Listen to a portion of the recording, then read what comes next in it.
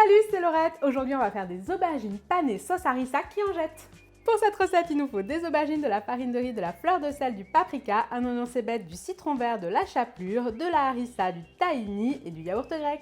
Alors vous allez voir, on est sur une recette très gourmande. Ici, j'ai choisi de la faire avec des mini aubergines, mais on peut très bien la faire avec des aubergines classiques. Et l'idée, ça va être de relever tout ça avec une sauce à base de tahini, de harissa, pour vraiment donner un petit côté exotique et pimenté.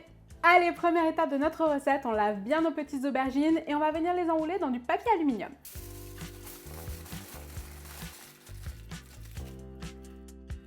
Allez, un petit tour au four, 200 degrés, 30 minutes, il faut qu'elles soient bien ramollies.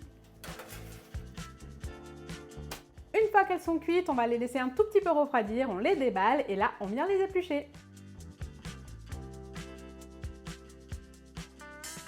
On va ensuite les déposer sur du papier absorbant, on vient légèrement les écraser. Attention, il faut qu'elles restent entières. Une fois que c'est fait, on va venir mélanger dans un saladier de la farine de riz, de la fleur de sel, du paprika et de l'eau.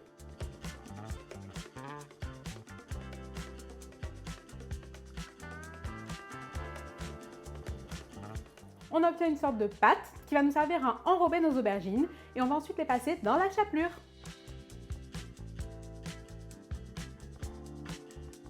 Là, ça part dans un bain de friture, 170 degrés, pendant à peu près 5 minutes de chaque côté. Deuxième étape, on se prépare une petite sauce harissa. Pour ça, on vient mettre une belle cuillère de harissa, du tahini, du jus de citron vert et du paprika dans un saladier.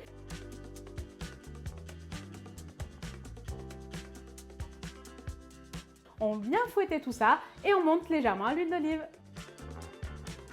Pour le dressage de notre recette, on vient tapisser le fond d'une assiette avec un petit peu de yaourt pour apporter du crémeux et de la fraîcheur. On vient napper de sauce, on dépose notre aubergine au milieu de tout ça et on parsème avec un petit peu d'oignon cébette.